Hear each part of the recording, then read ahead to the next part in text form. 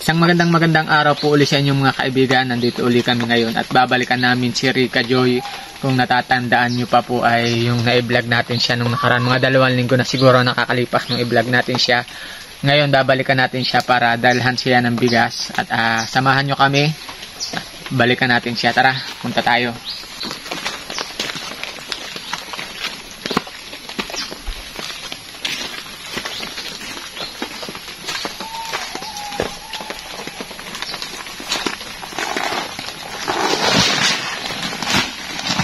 Po.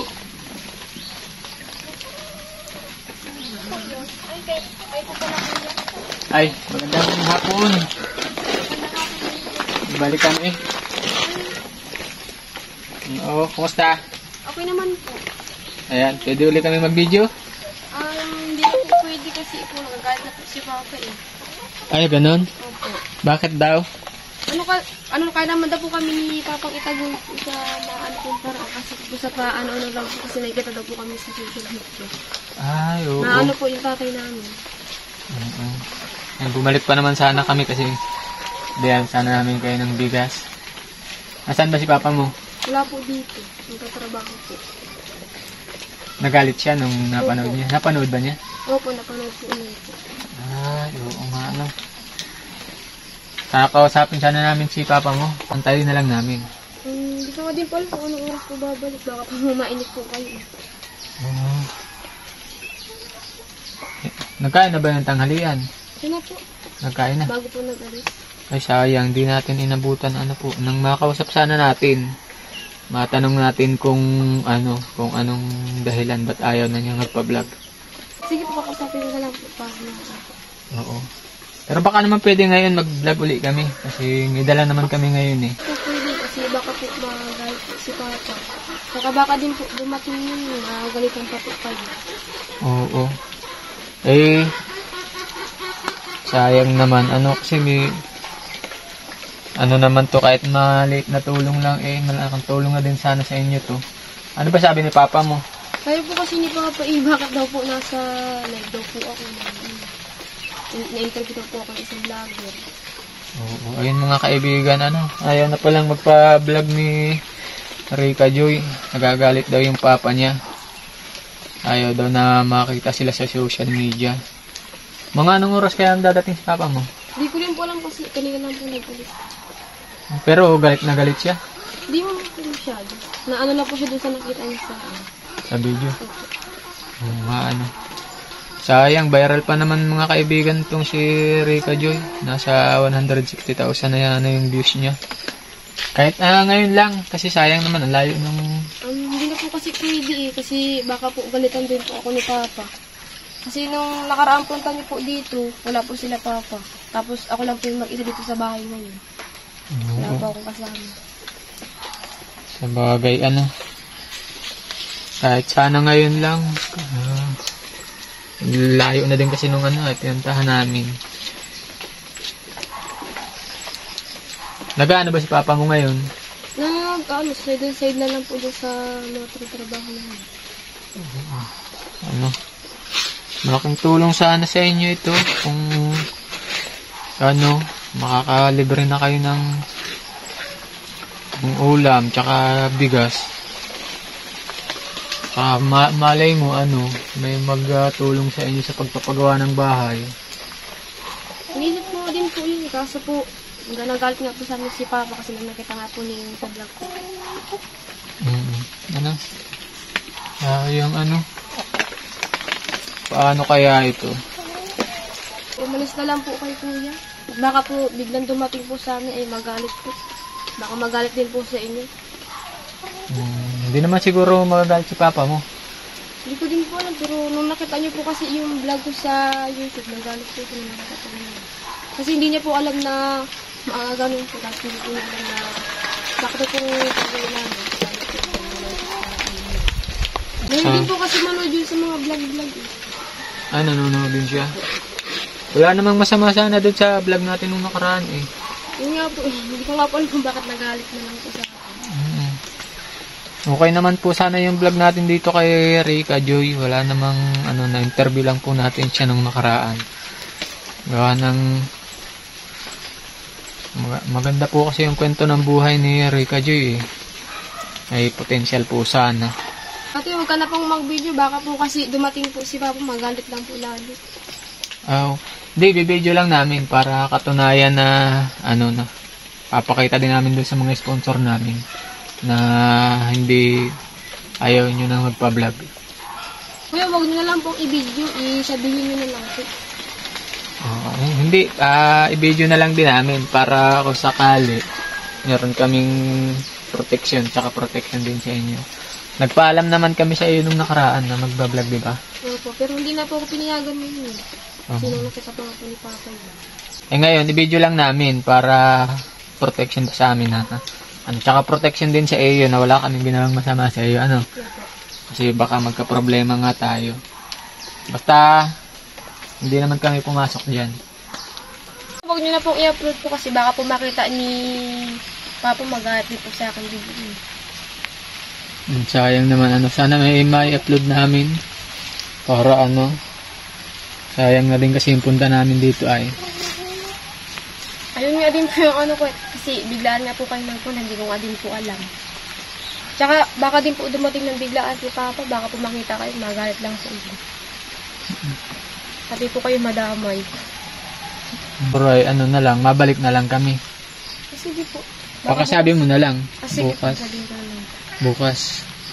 Sabihin mo antayin kami. Makantay kaya niya kami. Hindi ko rin po alam kasi may trabaho din po siya. Nag-aano po silang sa palit. Sabi mo sa kanya, huwag siyang magalit. Kung gusto niya, buburahin na lang namin yung video. Na ano bang hindi niya doon nagustuhan? Yung nakita niya po ako sa sa social media. Sa social media po. Pero nung mga nakaraan po mga kaibigan, nagpaalam naman kami. Di ba nagpaalam ka naman? Opo, nagpaalam naman po. Sakto po nga po, sakto po pagpaalam ko sa kanya, alam na po pala na yun. Yung po kami sa vlog. Ibig sabihin, late ka na nakapagpaalam. Hindi na nga po, huli na. Yun lang, Kala kasi natin nakapagpaalam ka nung nakaraan na unang punta namin. So, magagalit nga yun.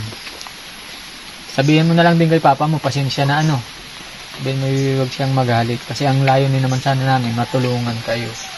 Laking tulong din po yun sa kanila mga kaibigan. Na kahit maliit yung ating naibibigay, malaking tulong din po yun Pero wala po tayong magagawa. Ayaw na pong magpa-vlog ni Rica Joy.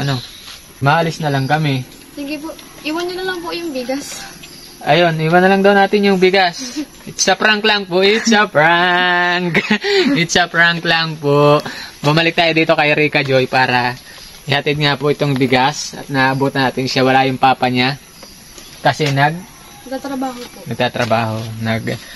Anong trabaho? Nagtitracer po sa Danau. Ayan, nagtitracer po sa Danau yung kanyang papa.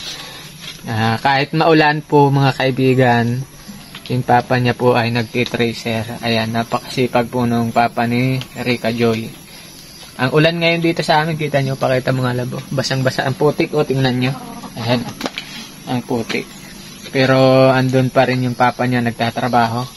Meron kami dito ang dalang, Rica Joy, bigas. Tapos 2,000 pesos kasi yan. 1,250 yung bigas. Tapos ito yung sukli. 750. Pambili nyo ng ulam. Maraming salamat po sa The Golden Heart Group at nakapagbigay ulit tayo dito kay Rica Joy ng 2,000 pesos. Nung nakaraan po ay nagpaalam naman tayo kay papa niya. At nagpaalam naman si Rica Joy. Payag naman si papa mo. Ayan, kaya hindi po yun magagalit sa atin kahit wala siya.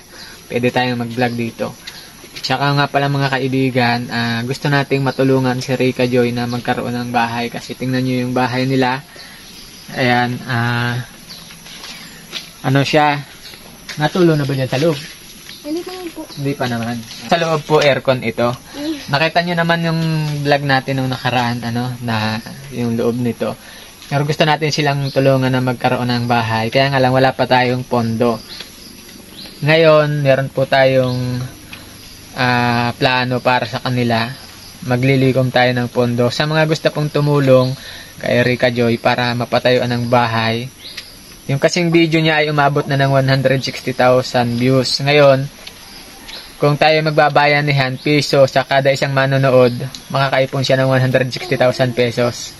Ayan, kaya kung gusto niyo po na tumulong kayo dito kay Rica Joy, ay mag-ano lang kayo, mag-send kayo ng piso sa GCash ko. Malay nyo, makaipon tayo ng pampabahay ni Rica Joy. Ayan, mapatayo natin sila ng bahay. Iikot ko kayo dito sa bahay ni Rica Joy. Ayan, oh. Malakas ang bahay ni Rica Joy. Ano to eh? Ilang palapag nga to? Ilang palapag nga to? Dalawang palapag. Ayan, kung makikita nyo naman po yung bahay nila. Kawayan yung dingding. Tapos, medyo, ano na din, kinakain na rin ng anay. Ayan, oh. Ayan, oh. Pero dahil nga po, sobrang hirap din naman po ng trabaho ng isang magsasaka. Kaya, kahit ano sipag ng papa ni Rica Joy, siyempre kulang din naman. Kulang din nga po. Kasi pagtutusin po ng pag-aaral namin, kulang kumaalin din po. Oo. Kaya, hindi na rin maipaayos nung papa ni Rica Joy. Kaya kung magbabayanihan po tayo, ay ilalagay ko dyan sa description ko yung aking GCash number. Subo ko lang ito, subo ko lang. Para kung makaipon tayo ng pampabahay ni Rica Joy, sa 160,000 na nanonood, kung kalahati lang magbigay, tigpipiso, makakaipon tayo ng 80,000. Ayan, kaya sa mga gusto pong tumulong kay Rica Joy, pakabahay siya. Ayan, na po tayo, magbayanihan tayo,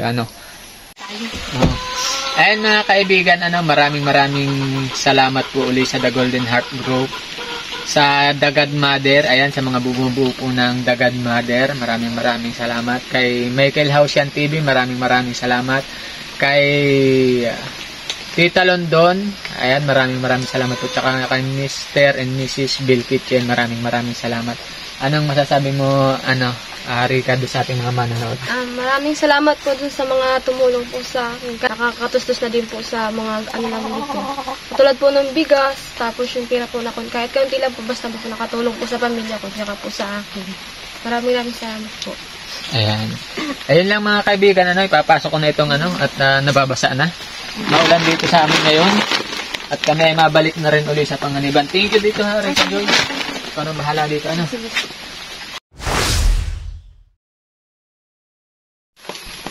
Okay lang ba na mag-video ulit kami? Okay lang. Ayan.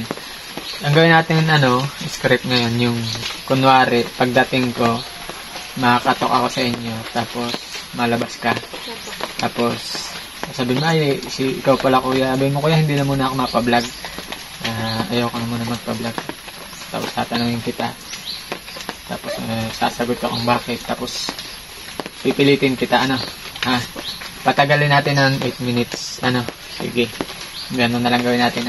Bahala ka na kung anong sasabihin mong dahilan. Kung bakit ayaw mo na magpa-vlog. Okay. Sige.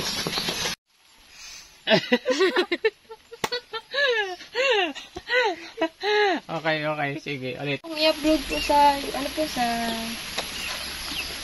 kung i-upload po sa, 1, 2, 3. Kuya, wag na lang pong i-video, sabihin nyo na lang po. Galit ka na? Paano ka ba magalit? Hindi ko po alam, lagi po po. Wag na po kuya kasi baka po